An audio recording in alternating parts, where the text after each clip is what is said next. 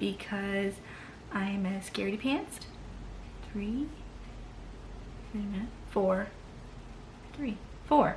Four of the first four other books. I don't know if that's really a fair rating. I think this might be my favorite book of Emily Henry's to date. I wish more authors would do that. Just because, you know, Halloween spooky times. Hello everyone, and welcome to my first ever monthly reading roundup. So after my last video, I decided I wanted to do a monthly reading video or a reading roundup to like keep track of the books that I've been reading, share my thoughts on them, and keep myself accountable to like stick with reading and stay out of the slump, you know? So grab a seat, get comfy, and let's get into it. The Seven Husbands of Evelyn Hugo by Taylor Jenkins Reid. I mentioned this in my last video. It was actually the first book that I read in the month of August of this year, and I loved it. Solid 5 out of 5 stars. So this book follows the story of a reporter being given the exclusive story of this this famous woman, Evelyn Hugo, and her rise into Hollywood and her journey throughout her career. I thought it was beautifully written and it was really engaging. I think I mentioned before, it only took me like 2 days to read it because I just couldn't put it down. I would highly recommend you get your hands on it. I went into this blind. I didn't really know anything about it before picking it up. I just saw that it was being recommended everywhere. But I highly encourage you to take it up from your local library or pick it up yourself. One thing I found interesting was sometimes throughout the story there were these like newspaper clippings, like from like as the story progresses, they insert like real newspaper clippings following this woman through her fame. I don't know how they would have done that in the audiobook. I'm kind of curious to see how they would have done that, but it was very interesting. I loved it. Highly recommend.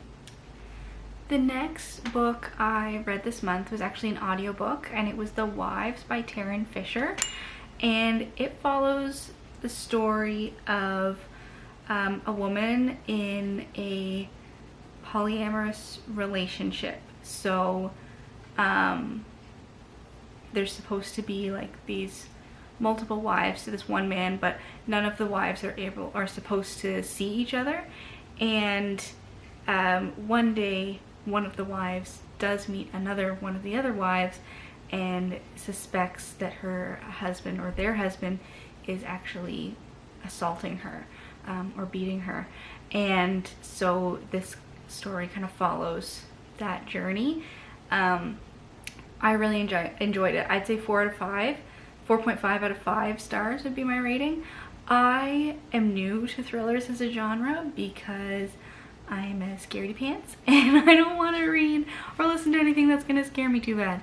So but I really did enjoy it. It wasn't super scary, but it was like I wanted to know what happened.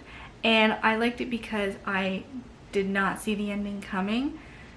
I'm not going to give spoilers, but I think that the ending might not be everyone's cup of tea.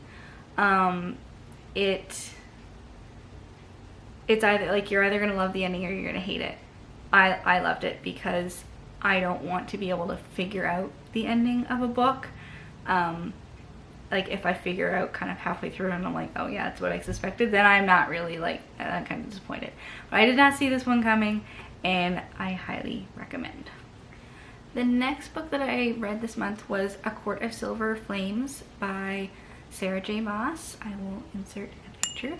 And it is the most recent book in a Court of Thorns and Roses series, and it is following Nesta Acheron, the sister of the main character from the first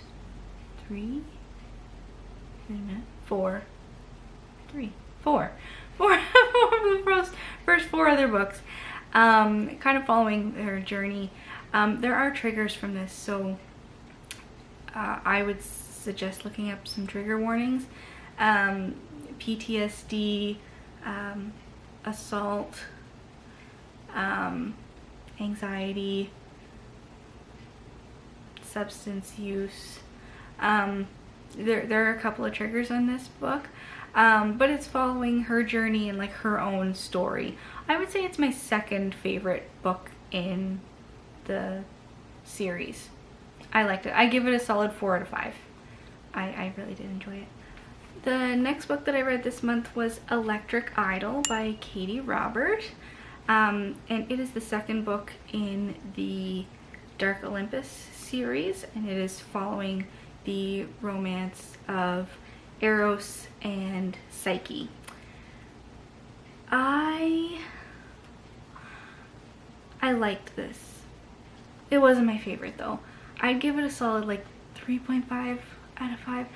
Okay, take my rating with a grain of salt because I read quite a bit of romance this month because it's summertime and I wanted to read some light fluffy reads.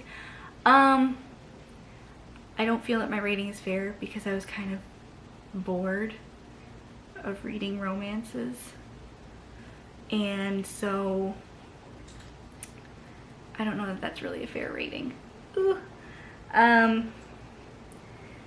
I think my issue with it was like I wasn't really in the mood to be reading romance at the time, and I read some of Katie Roberts' other books and I prefer them over this one. And like I found the plot to be quite similar to some of her other work. So I don't know. I would still like check it out, at least from your local library. Yeah. No really strong opinions on this one.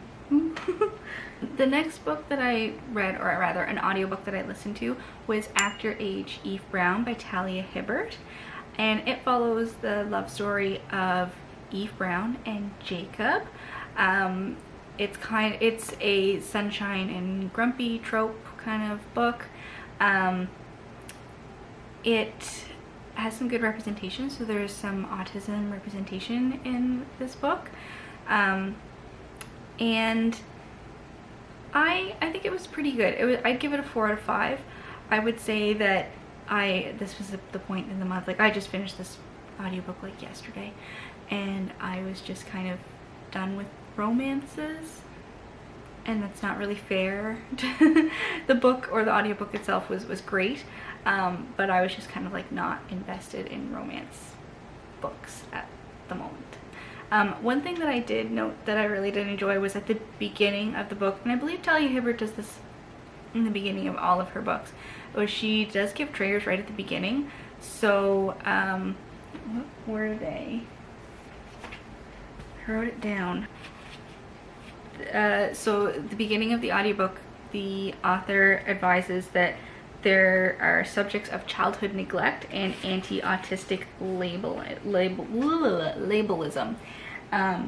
And that this book was written during the pandemic, and the author decided to ignore the pandemic and use this as like a form of escape.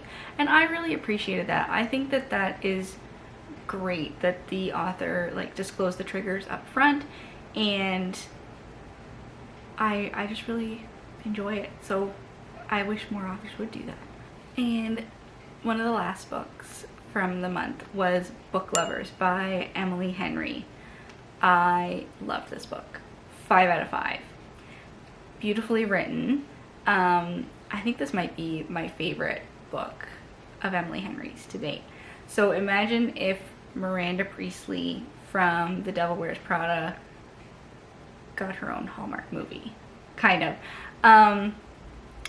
I loved it. I loved it so much. And I noted, I bookmarked some quotes from this because I think it's just so funny.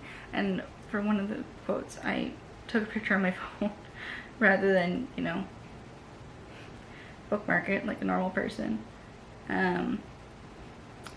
When describing the local dive bar, essentially in a small town, they say, "This place looks like a Cracker Barrel had a baby with a honky tonk, and now that baby is a teenager who doesn't shower enough and chews on his sweatshirt sleeves." Like, what kind of imagery is that? I love it. And another one, when describing another local place to eat, this place can be described as places that sound like they'll definitely give you diarrhea when really they only just might give you diarrhea. Haven't we all eaten somewhere like that in our lives? We're just like, ooh, but we do it, and yeah, it's great.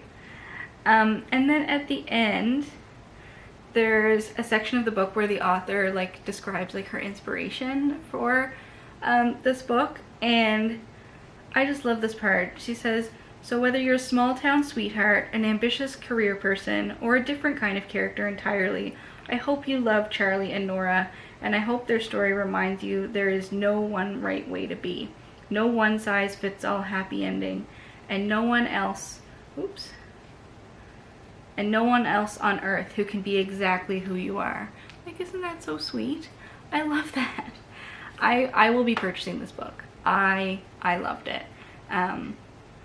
It's following the love story of Charlie and Nora, two people who work in publishing, and I just think it's a really sweet story, and I love Emily Henry's reading style. So those are my thoughts on the books that I've read this month.